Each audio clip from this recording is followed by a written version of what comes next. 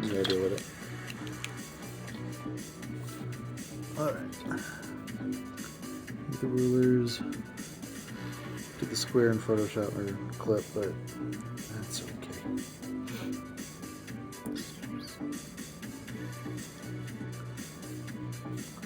Let's see how well I can ink over this ink. Get the camera 3 inches away from my face. Do it for the clout, do it for the likes. Subscribe to my YouTube. Maybe someday I'll show you riding a bike. Sorry. I sincerely apologize about that. Alright, so lights come from here-ish. Not really. Okay. So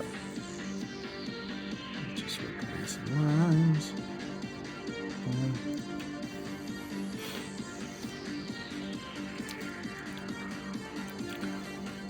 That's loud, sorry. I mean, it's loud if I'm going to be talking, which I might as well talk. Okay, so I initially had inked these, digitally created and inked. You see the effects here with the textures. I did 4 pages, and then this pile went onto the dustbin, or the trash heap, or the graveyard of lost projects that I leave in my wake everywhere I go. So pretty much started work on this because I was like, hey, I'm going to do a comic. And then someone came along and said, hey, I'll pay you for this work for a comic. And I said, okay. And then I just didn't keep with this guy. So, new thoughts and options.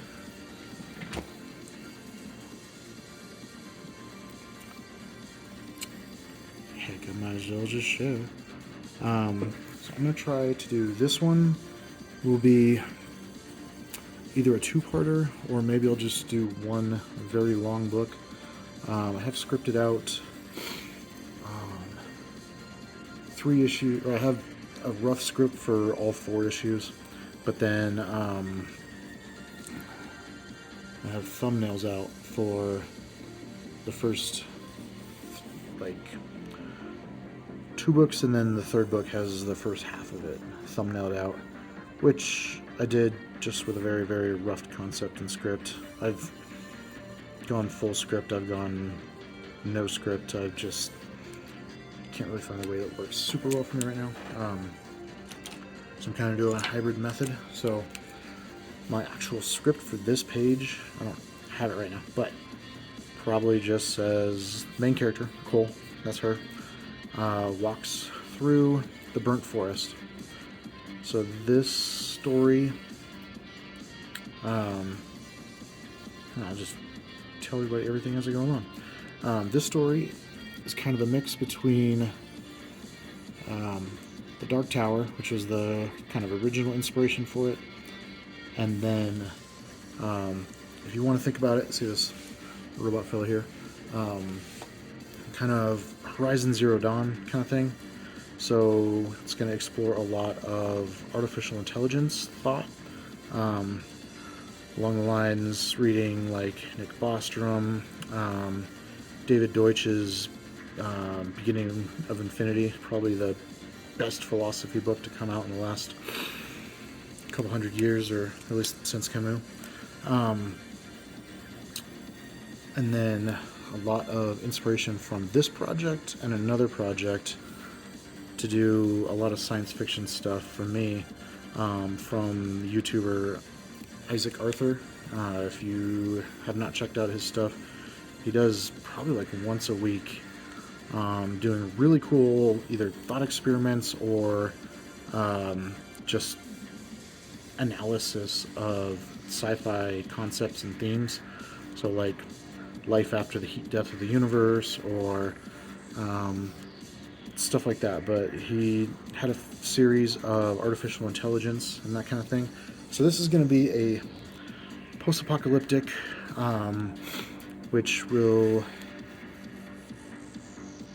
learn in the 2nd issue, kind of, and into the 3rd issue.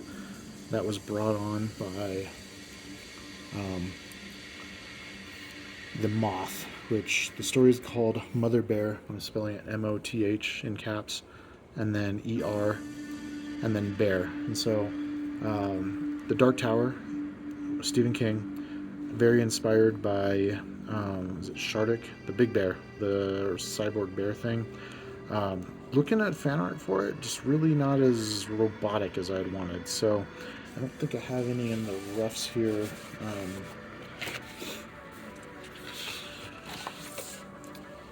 But here we go. This will be later. This will be page 7. See the bear there. He'll have come through and taken out Cole's village and pretty much wiped out everybody. And so she is on a quest to go restore the world. The idea is that she is more of a mechanic, and she was fixing and maintaining the windmills. She's still got the same combat training as the boys, but every year or every so often, one of the village boys would go out and attempt to go cleanse the world from the Great Calamity type thing. And pretty much none of them have returned, and then she's all that's left. So Dark Tower with kind of the western flair, giant scary robot bear, but then there's going to be other robot aspects. Again, the AI a little more like Horizon Zero Dawn and that kind of thing. A bit of inspiration listening to the video game The Bastion, or just Bastion, sorry.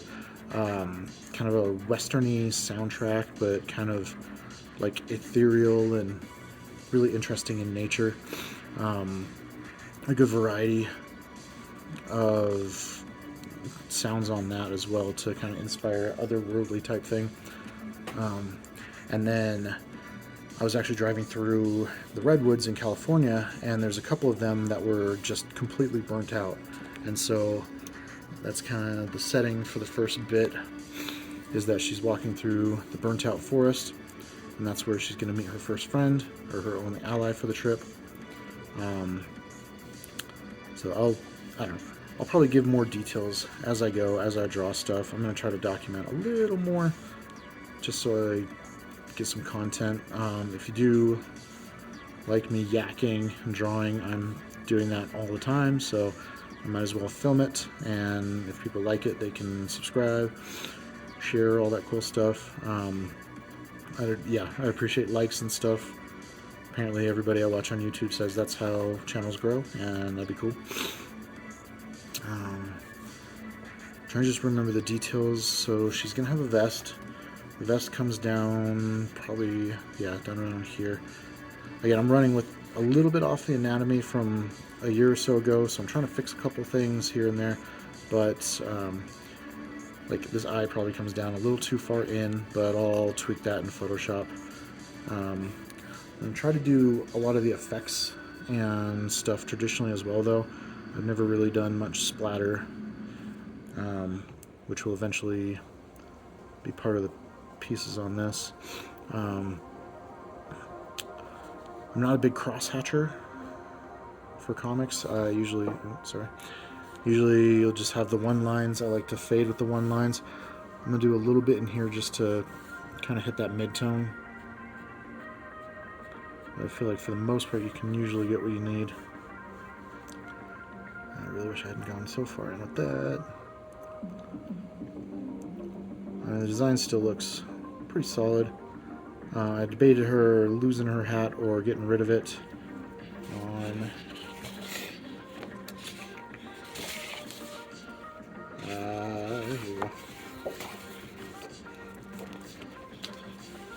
this bit right here, just tossing the hat, but I'll probably change that back. Actually, a lot of the design for the whole series, I had her with the hat and kind of keeps the Western theme, although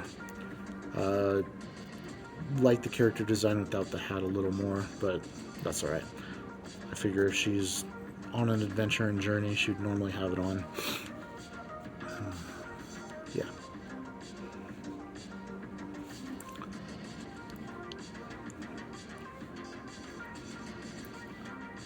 I'm not sure. It's a little big, so I'm going to try to taper this in just a bit. And then I hit that edge there, and now I'm trying to fix myself out of the tangent I just made. I'm sure if you're watching me, you've probably had someone explain what a tangent is, but it's when one of your lines goes and then connects with the other line. Like, this could have been a tangent, but I'm trying to pull it off the page just a little more. If the hat was just on the edge of the panel or another element, like if she was holding her hand up, but her thumb was touching right there on the line, that would be a tangent as well.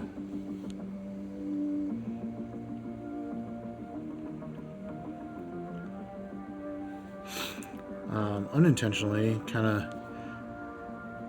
not copying, but along the same lines with Attack on Titan, how her weapon system is, it was actually inspired by what I had seen from screenshots of Bastion.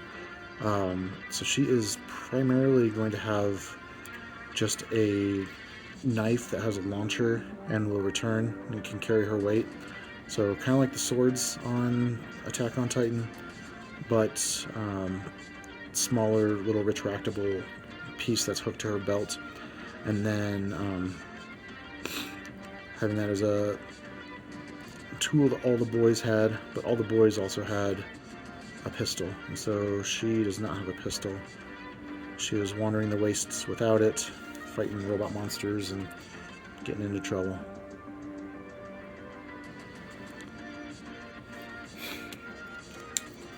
Alright, so moving to a little thinner of the pen here so I can fill in. I don't know. I feel like for what this is, it's probably going to be YA. I'm not going to go as dark or angsty as I could. It'll be a little dark, but I mean, end of the world usually a little bit dark, but I think kids can handle that. Not doing some of the story details I had before, which weren't anything perverse or terrible, but still just not quite YA friendly. So this book, another book I'm working on, are going to be a little aimed to be like YA or at least manga style accepted. Oh, I'm actually working on a manga size framework that it'll still shrink down a little bit. It's not actually even as big as the regular manga pages, but I ink pretty tightly and kind of a speed and efficiency kind of guy, so I try to get away with tricks.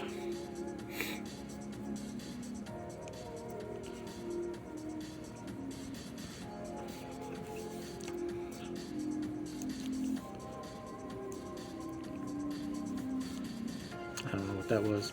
Forgive me. We'll call it a happy mistake, I guess. There you go. I goobered it away. If you weren't looking at it, you wouldn't even notice.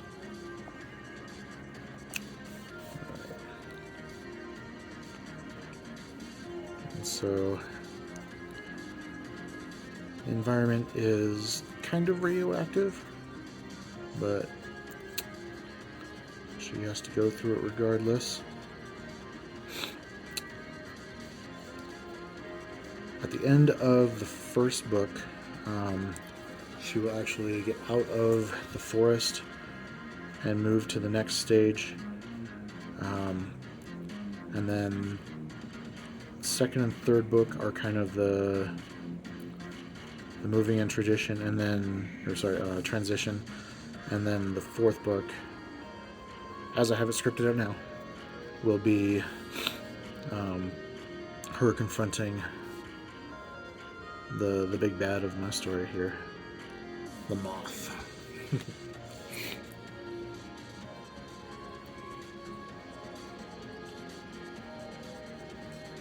I still might throw a texture on all this just because I think it looks a little naked. It looks a little, I don't know, not really a hashy backgrounder.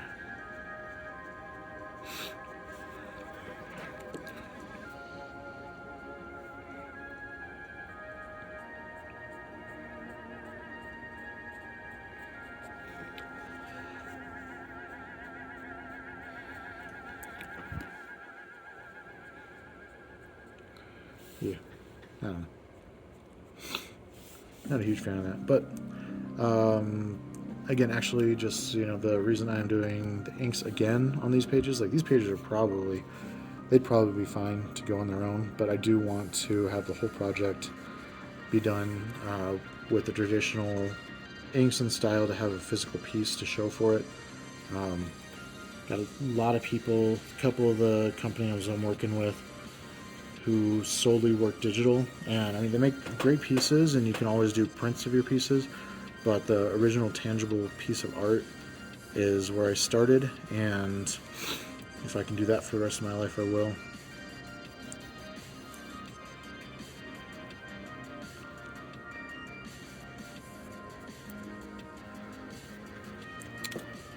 Alright. A little goopy here.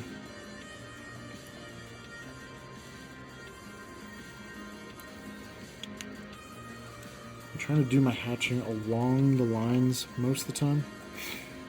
I'm sure there's plenty of times I haven't, and plenty, probably even in here, that you could see that I didn't, but going along the edge of whatever surface, and then where things connect like that, the light would get trapped and bouncing inside there. So if you're doing computer graphics, that would be called ambient occlusion. So the ambient light from the environment gets trapped and can't bounce back out of there. So it's creating little black bits, and that's a lot of times you can do entire pictures with just an ambient occlusion type shading, and it'll still look a little more real. And they actually use that to make things look a little more real in 3D graphics.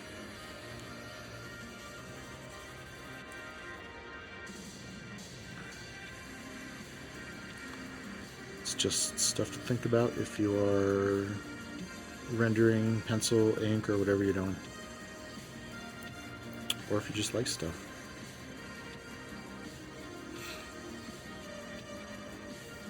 Here we go, some cross hatching in there, just because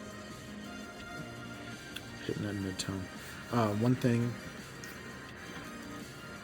doing a bit of a harder edge on this side and then a softer edge on this side, so the light is casting from up above down in, and then this form being 3D curved towards you.